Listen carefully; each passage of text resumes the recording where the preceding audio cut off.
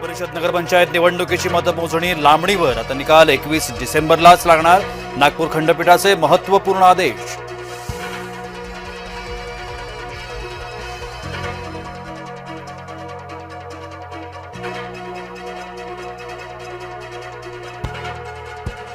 फक्त 24 जागांसाठी मतमोजणी पुढे ढकलणं योग्य वाटत नाही. मतमोजणी लांबणीला येईल. मुख्यमंत्र्यांचा विरोध. निवडणूक आयोगानं प्रक्रियेत सुधारणा करावी हे यंत्रणांचं अपयश. मुख्यमंत्री देवेंद्र फडणवीसांचा राज्य निवडणूक आयोगावर निशाणा. नागपूरच्या खंडपीठानं दिलेला आदेश. निवडणुकीचा खेळखंडोबा. हे सरकार कोणत्या दिशेनं काम करतंय? विजय वडेट्टीवारांचा सवाल.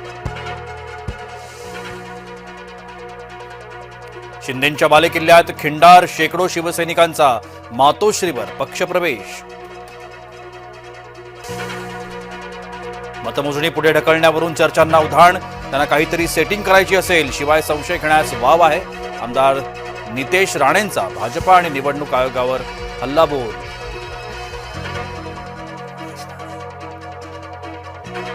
भाजपाकडून आता काडीचीही किंमत मिळत नाहीये. नाव न घेता उद्धव ठाकरेंचा एकनाथ शिंदेंना टोला. नंबर 1 ला महत्व असतं असं भाजपावाले म्हणतात. उद्धव ठाकरेंची कोपरखळी.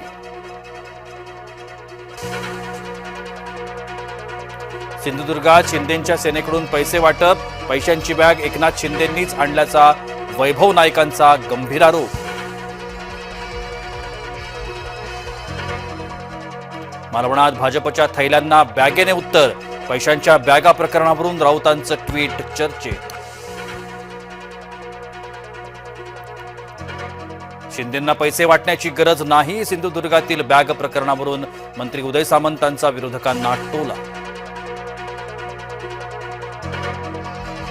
सिंधुदुर्गच्या मालवणमध्ये भाजपा पदाधिकाऱ्याच्या गाडीत रोख रक्कम सापडली. निलेश राणेंनी पोलीस ठाण्यात जाऊन विचारला जाब. गुन्हा दाखल करण्याचीही केली मागणी.